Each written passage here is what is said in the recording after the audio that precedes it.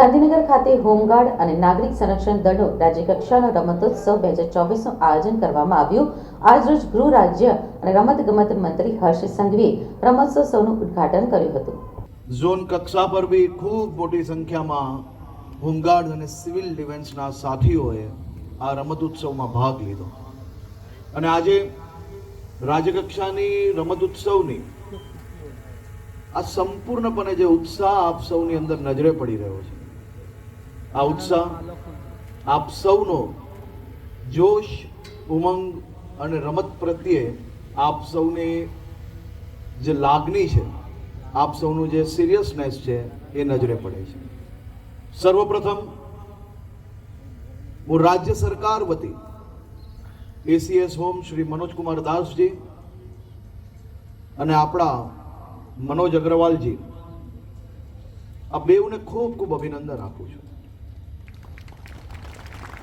Home guard અને civil ડિફેન્સની રાજ્ય કક્ષાની રમત ઉત્સવ આપણે પહેલા બી જોઈ છે, પરંતુ જો ડિપાર્ટમેન્ટ અને સિનિયર ઓફિસર્સની એની ઉપર ગંભીરતા, એમનું પોતાનું અટેચમેન્ટ હોય તો એ રમત ઉત્સવ કેટલી બદલાઈ શકે છે એ આજે આપણે સૌ લોકો નજરે જોઈ રહ્યા છે. એટલે હું ડિપાર્ટમેન્ટને ખૂબ ખૂબ અભિનંદન આપું છું કે કાર્યક્રમ માત્ર કરવા પૂરતું નહીં, પરંતુ પોતાનો બી ઉત્સાહ અને પોતાનું ઇન્વોલ્વમેન્ટ જ્યારે જોડાય છે તો વધુમાં વધુ લોકોને એનો ફાયદો જરૂરથી થતો હોય છે. અને મને 100% વિશ્વાસ છે કે આવનારા દિવસોમાં હોમગાર્ડ અને સિવિલ ડિફેન્સમાં વધુમાં વધુ લોકો સ્પોર્ટ્સ જોડે જોડાવા માટે આ ટુર્નામેન્ટ થકી પ્રેરિત થશે. હું સર્વપ્રથમ રાજ્યના સૌ નાગરિકો વતી ગુજરાતના હોમગાર્ડ્સ દળને, સિવિલ ડિફેન્સના સૌ સાથીઓને ખૂબ ખૂબ અભિનંદન આપવા માંગુ છું. હું આપનો સૌનો આભાર માનવા માંગુ છું. પોલીસ નહીં, પરંતુ પોલીસ જોડે પોલીસથી બી વિશેષ રાત દિવસ એક કરીને સમાજમાં કોઈ બી ઘટના બને, સમાજમાં કોઈને બી ક્યાંય બી સૌથી પહેલા જરૂર હોય તો પહોંચનાર ફોર્સ એ પોલીસ ફોર્સ હોય છે. ને એમાં સૌથી વધુ નજીક લોકો જોડે રહીને કામ કરતું કોઈ હોય તો આપણું હોમગાર્ડ્સ દળ છે. હોમગાર્ડ્સના સૌ સાથીઓને અભિનંદન આપું. સામાન્ય રીતે હોમગાર્ડ્સ જ્યારે બનાવવામાં આવ્યું હતું, એ હોમગાર્ડ્સ એમ કહેવાતું હતું કે યુદ્ધનો સમય હોય તો લોકોને સુરક્ષિત સ્થળે ખસેડવા માટે, સરકારની બીજી વ્યવસ્થાઓ માટે, સરકારી યોજનાઓ, બીજી બધી જ વ્યવસ્થાઓમાં હોમગાર્ડ્સનો ઉપયોગ કરવામાં આવતો. પરંતુ હોમગાર્ડ્સ ત્યાં સુધી જ નિયમ, હોમગાર્ડ્સ ત્યાં સુધી જ મર્યાદિત ના રહ્યું.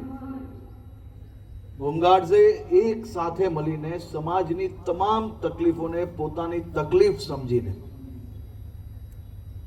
કુદરતી કોઈ બી આફત હોય એ આફતમાં હોમગાર્ડ્સે પોતાના પરિવારજનોની જેમ રાજ્યના નાગરિકોને સુરક્ષિત રાખવા માટે હંમેશા પ્રયાસ કર્યો છે.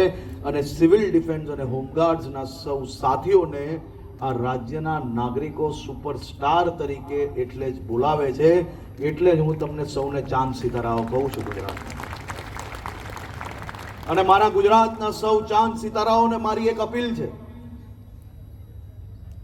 કે સમાજ જોડે સૌથી નજીક કોઈ ફોર્સ કામ કરતી હોય તો એ હોમગાર્ડ્સ હોય છે. અને હોમગાર્ડ્સ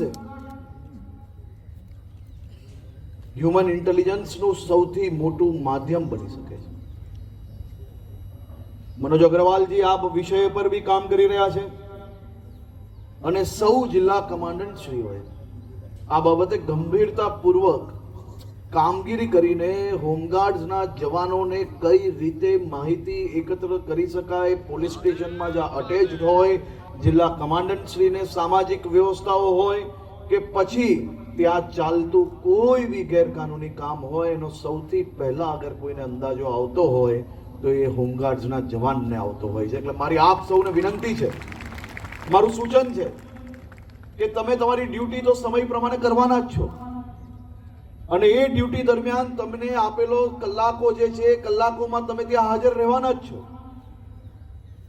આ કામગીરી કરવાથી તમારી ઉપર કોઈ નવો લોડ નહીં આવી જાય, પરંતુ સમાજ માટેની તમારી જે જવાબદારી છે એ જવાબદારી તમે વધુ ઉત્તમ તરીકે 100% પાર પાડી શકશો. માત્ર ને માત્ર જે ગામોમાં, જે તાલુકાઓમાં, જે શહેરમાં તમને જવાબદારી આપવામાં આવી છે એ શહેરોમાં, એ ગામોના પ્રત્યેક નાગરિકો જોડે સંપર્કમાં કઈ રીતે રહી શકે અને એમને વધુ સાંભળવું, બોલવા કરતા વધુ સાંભળશો તો જરૂરથી ત્યાં ચાલતી અવ્યવસ્થાઓ જરૂરથી આપના ધ્યાન પર આવશે.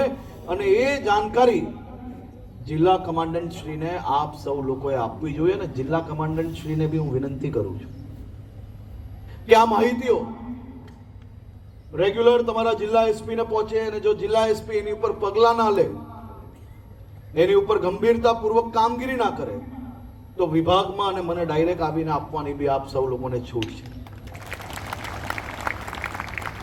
પરંતુ તમે જે સમય આપો છો એ સમય માત્ર સમય પૂરતો જ નહીં, જે કામ આપ્યું છે એટલું જ નહીં, પરંતુ પોતાની વિવેક બુદ્ધિનો ઉપયોગ કરીને સમાજ અને આપણા રાજ્યને વધુમાં વધુ મદદ કઈ રીતે પહોંચાડી શકીએ એ દિશામાં ને એ વિચારો જોડે આપણે આપણી કામગીરી વધુ આગળ વધારવી જોઈએ. સૌ જિલ્લા કમાન્ડન્ટ શ્રીઓને વિનંતી છે, દરરોજ આગળ પાછળ આટા મારે